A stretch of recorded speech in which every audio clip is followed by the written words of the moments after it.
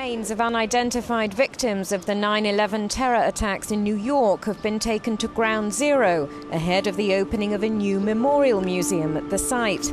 The remains are to be stored in a repository that's part of the museum, but in a section that won't be open to the public.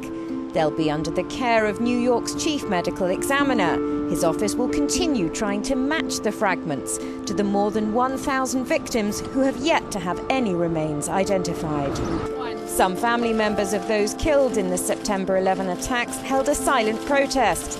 They believe it's wrong to store the remains at what is primarily a tourist site.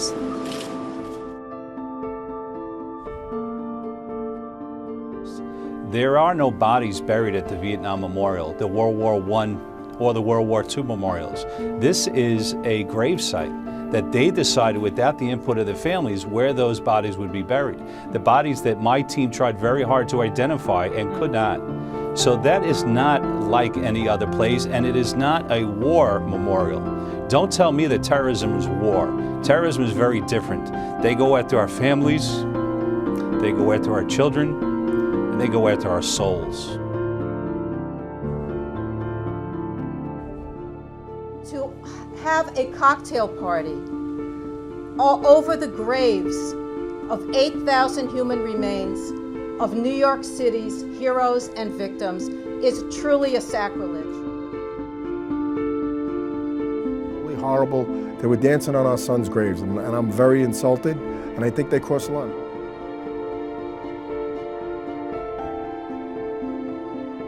We wanted it to memorialize and honor our loved ones and to tell the story of the day.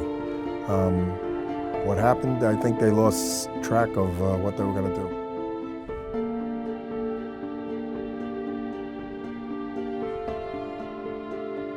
This is the United States of America, and the number one thing is if you don't like what we're selling, don't buy it. Some 9/11 families pointing to the pricey coffee mugs, t-shirts, keychains, and stuffed animals sold in the gift shop inside. And they're upset about the museum's $24 entrance fee. My son's friends are going to have to pay $24 to go down and pay their respects. I think that's a disgrace. It's the only cemetery in the world where you have to pay a fee to get in. This time, the gift shop has pulled a USA-shaped cheese platter that was being sold. On the plate, hearts mark the 3 locations where planes struck nearly 13 years ago. It's a place of business. It's a conglomerate. It's a corporation. It is not a place of memory, a place of solace. It is not a place to go and show regard.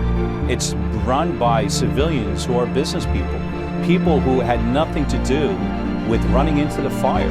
They were probably hiding under their desks while we were down there swapping buckets for days, weeks, and months on end to try to find people and struggling to call them.